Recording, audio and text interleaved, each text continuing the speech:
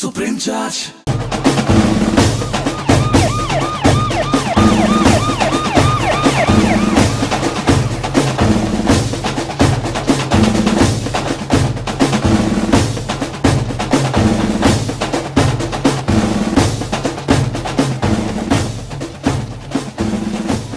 స్వాతంత్ర దినోత్సవ వేడుకల్లో పాల్గొనడానికి ప్రముఖ రాజకీయ నాయకుడు ఎంపీ శ్రీ జంగయ్య గారు ఇక్కడికి విచ్చేశారు. మరికొద్ది సేపట్లో ఈ ప్రభుత్వ పాఠశాలలో జెండా ఆవిష్కరణ చేయబోతున్నారు. జంగయ్య గారి గురించి ప్రత్యేకంగా చెప్పాల్సిన అవసరం లేదు. గిరిజన ప్రాంతవాసి, వారి ఆశాజ్యోతి.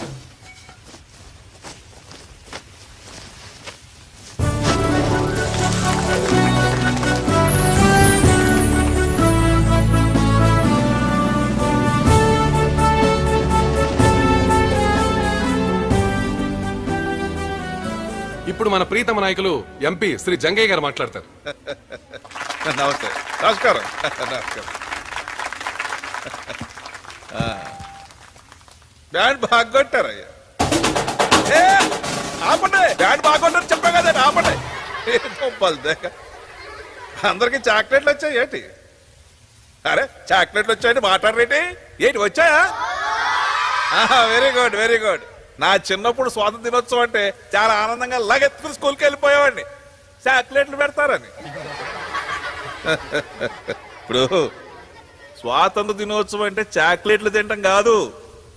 ఈ రోజు మన దేశానికి స్వాతంత్రం తీసుకొచ్చిన వాళ్ళ గురించి తలుసుకుని వాళ్ళలాగా మన దేశానికైనా చేయగలుగుతానో ఆలోచించాలన్నమాట. ఏంటి ఆలోచిస్తున్నావా? ఏమా నువ్వు ఆలోచిస్తున్నావా? నీ సంగతి ఏంట్రా? ఏంటి ఎవరు మాట్లాడరేంటి? ఆలోచిస్తారా లేదా? అది వెరీ గుడ్. మీ హెడ్ మాస్టర్ గారు నన్ను కలిసినప్పుడల్లా ఈ స్కూల్లో సౌకర్యాలు బాగాలేవు, హాస్టల్లో వసతులు బాగాలేవు, మీ గవర్నమెంట్ తరఫున ఏదైనా హెల్ప్ చేయమని అడుగుతుంటారు. మాస్టర్ మన గవర్నమెంట్ కదపటం, వాళ్ళు చేయటం చాలా టైం పడుతుందండి. కాబట్టి ఈ స్కూల్ సౌకర్యాల కోసం నేనే ₹1 కోటి విరాళం ఇస్తున్నాను. ₹1 చప్పట్లు చప్పట్లు చప్పట్లు. Thank you sir, thank you. చప్పట్లు చప్పట్లు చప్పట్లు.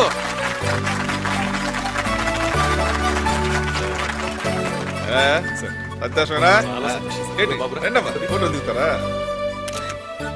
ఇలాంటి వ్యక్తులు, మహాశక్తులు మన దేశంలో ఉంటే మన దేశం ఎందుకు గొప్పది కాలేదు? తప్పకుండా అవుతుంది. అసలు ₹1 కోటి విరాళంగా ఇచ్చారు అంటే మనం అర్థం చేసుకోవచ్చు. ఇలాంటి నాయకులు ఉండబట్టే ఈ రోజు దేశం ఇంత ఫాస్ట్ గా అభివృద్ధి చెందుతుంది. ఆయన కాన్స్టిట్యున్సీలోనే కాదు, రాష్ట్రంలోనూ దేశంలోనూ ఒక కీలక నేతగా ఎదిగారంటే ఈ నిస్వార్థతే కారణం.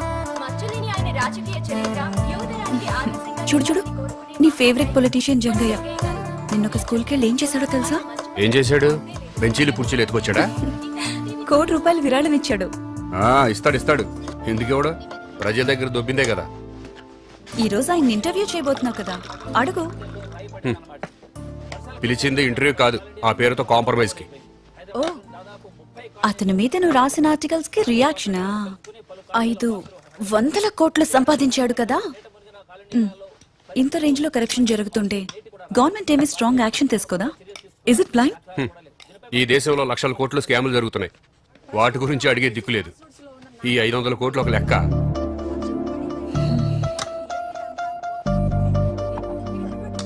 వింటుంటేనే చాలా డిప్రెసింగ్ గా ఉంది డార్లింగ్.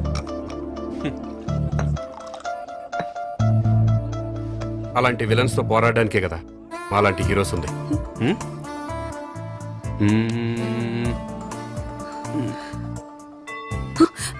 ఆఫీస్ కి టైం అయింది. Let's have breakfast.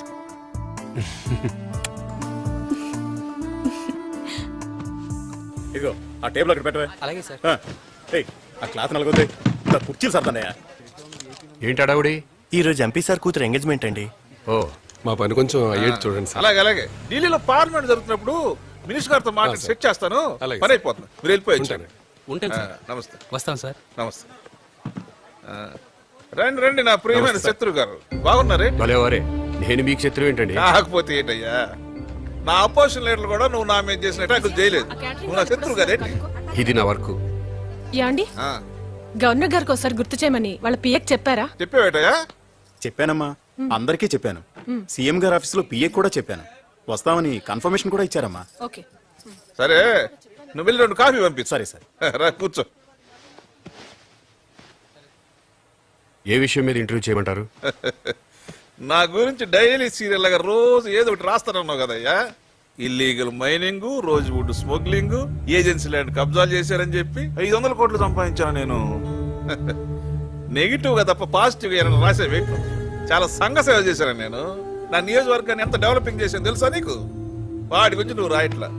అంతెందుకు, నిన్నటికి నిన్న 1 కోటి రూపాయలు విరాళం ఇచ్చా తెలిసేటి నీకు. అదే అలా నవ్వుతావేటి? 10 ఏళ్ల క్రితం మీరు ఒక స్కూల్ టీచర్, ఆ. 4000 జీతం. ఈ రోజు 1 కోటి రూపాయలు విరాళం ఎలా ఇవ్వగలిగారు?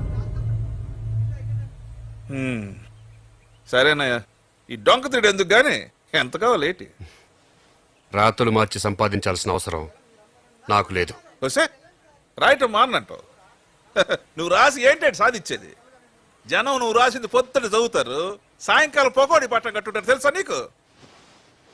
అటువంటప్పుడు మీకెందుకండి టెన్షన్? నీ రాతలో నా రాజకీయ ఎదుగులు అంత మంచిది కాదు. నా ఇమేజ్ని డ్యామేజ్ చేస్తున్నాయి. నా రాజకీయ భవిష్యత్తు ఎంత గొప్పగా ఉండబోతుందో తెలుసు కదా నీకు? నాకు నా దేశ భవిష్యత్తు ముఖ్యం. సిల్లిగా మాట్లాడకు, ముందు నీ గురించి ఆలోచించుకో. ఇది కర్మభూమి కదటయ్యా, ఏం జరిగినా వాళ్ళ కర్మని పడి ఉంటారు. కర్మ అనుకోవట్లేదు, తుపాకీ పట్టుకుంటున్నారు. మీ నియోజకవర్గంలో నక్సల్ మూమెంట్ కారు చిచ్చులు అంటుకుంటోంది.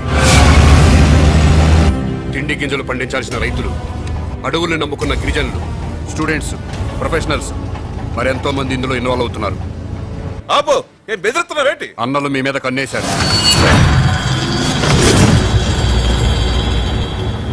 ఆ కళ్ళు పీకేయగలను, పీకేటువంటి ఏకంగా ఆడ నేను లేపేయగలను.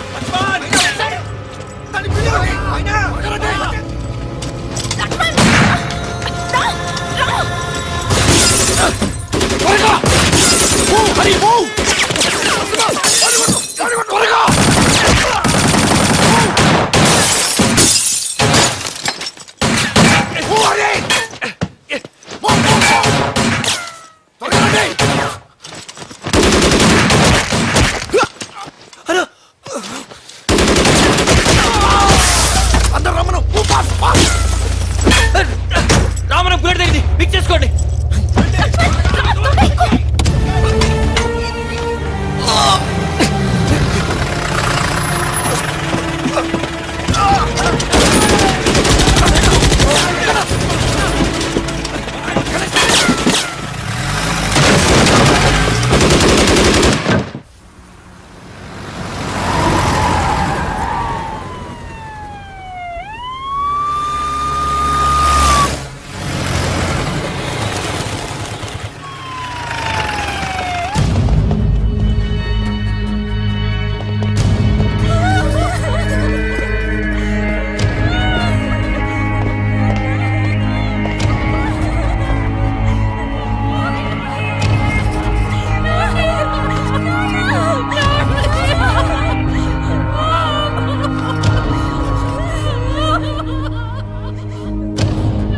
Come in, control room come in.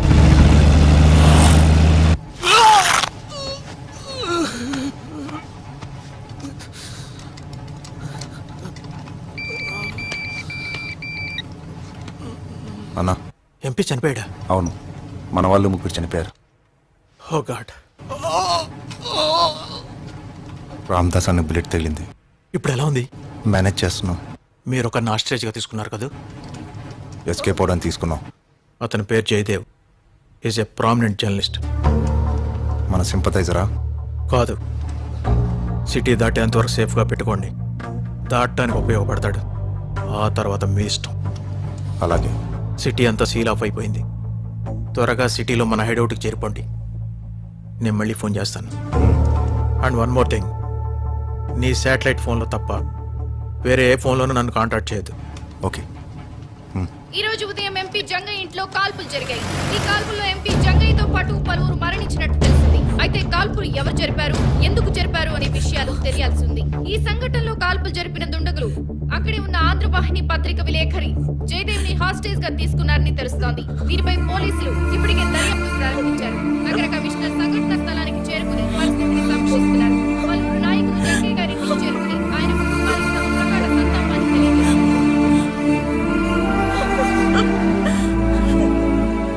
Home minister DGP office కి బ్రీఫింగ్ ఇచ్చాం సార్.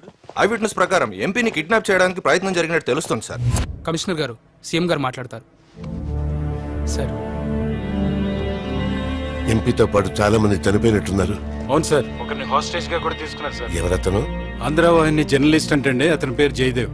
ఆహా, నాకు ఎప్పటికప్పుడు సిచ్యుయేషన్ బ్రీఫ్ చేస్తూ ఉండండి. అలాగేనండి. ఇప్పటి వరకు సిటీ దాటినట్టు ఆధారాలు ఏం లేవు సార్. సర్చ్ జరుగుతుంది. Okay Karthik sir. You take charge okay sir. And take care of the investigation. Core team form చేసి ఆ దళం ఎక్కడుందో ట్రాక్ చేయి. Okay sir. ముందు ఆ జర్నలిస్ట్ ను విడిపించడం మన ప్రయారిటీ. ఎప్పటికప్పుడు నాకు డైరెక్ట్ గా రిపోర్ట్ చేయి. అలాగే సార్. ఓకే.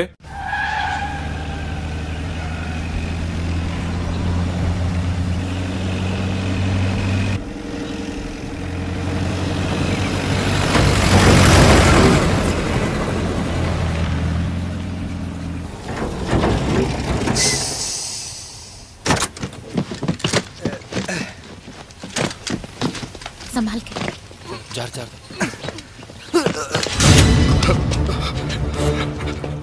నేను మీకు శత్రువు కాదు. నన్ను వదిలేయండి, నన్ను వదిలేయండి. గన్ను వదులుతావా చంపనా? నేను ఎవరికి అన్యాయం చేయలేదు. నేను మీకు ఎవరికి శత్రువు కాదు. మీ గురించి ఎవరికి చెప్పను. గన్నదులు. గణేష్, ప్లీజ్, నేను ఎవరికి అన్యాయం చేయలేదు. ప్లీజ్. బిల్లు.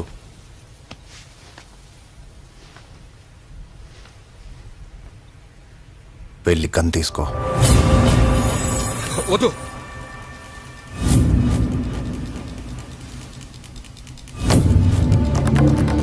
రావద్దు, దగ్గర రావద్దు. కాల్ చేస్తాను. వద్దు వద్దు రావద్దు. కాల్ చేస్తాను. కాల్ చే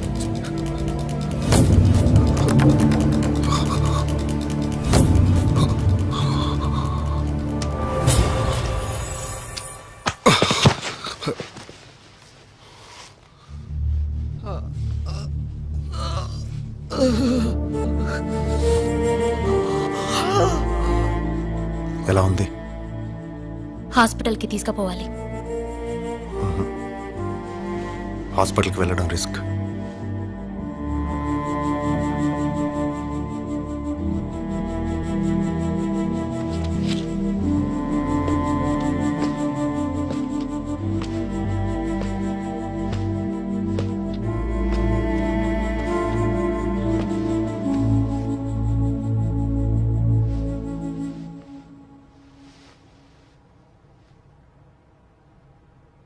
బాధపడద్దు.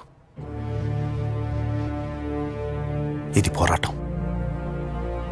మన కామ్రేడ్స్ భాను, సుజాత, శివ అమరులయ్యారు. బాధపడద్దు, గర్వపడండి. ఈరోజు మనం చేసిన దాడి యొక్క లక్ష్యం సాధించలేకపోయాం. దాని గురించి నిరుత్సాహపడకండి. మనం మన దళం ఉనికిని తెలిపాం. రోగి దళం ఉనికిని తెలిపాం. ఈరోజు మీరు చూపించిన ధైర్యం అసమానం. లీడర్గా మీకు నా సెల్యూట్. కానీ ఇప్పుడు మీరు చూపించాల్సింది మనోధైర్యం.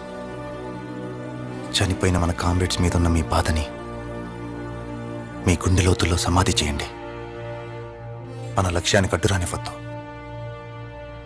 శత్రువులు మన ఎన్నో విధాలుగా దెబ్బ కొడతారు.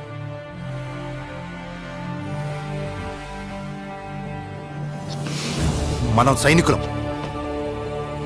మన గమ్యం చేరేదాకా, మన లక్ష్యం సాధించేదాకా మనం లొంగకూడదు.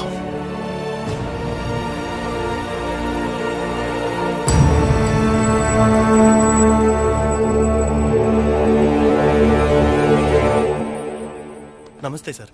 నమస్తే. రండి. నమస్తే. నమస్తే అమ్మా. నమస్కారం సార్. నమస్తే. రండి కూర్చోండి. కూర్చోమ్మా, కూర్చో.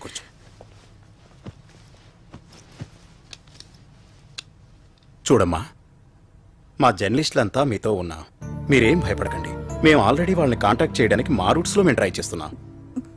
ఇంతకు ముందు కూడా ఇలాంటివి జరిగాయి. జయదేవ్ గురించి వాళ్ళు ఎంక్వైరీ చేస్తారు.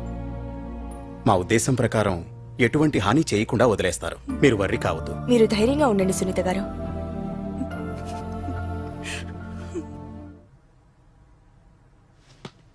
సరే.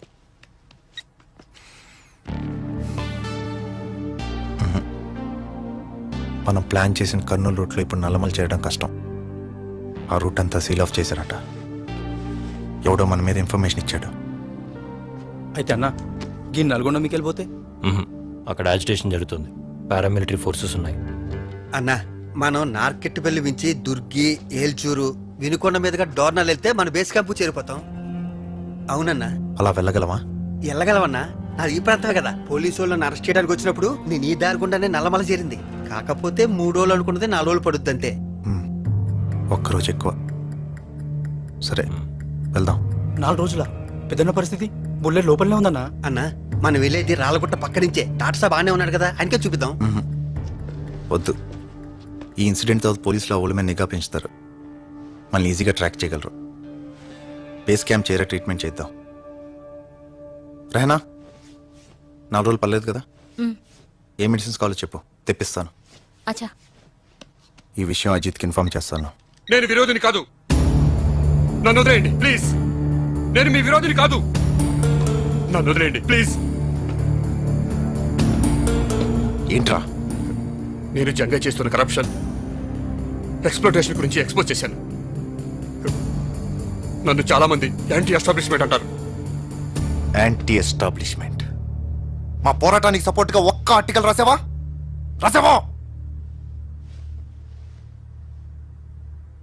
Anti establishment.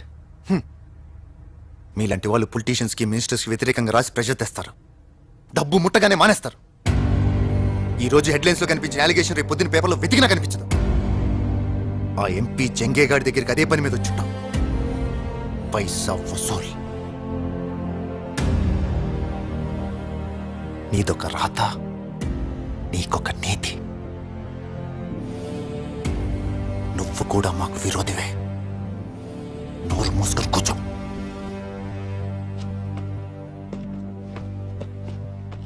వీణేం చేద్దాం మరి? సింపథైజర్ కాదని తెలిసింది కదా, చంపేద్దాం. బ్యాడ్ అవుతుందేమో. మనం ఏంటో తెలుస్తుంది.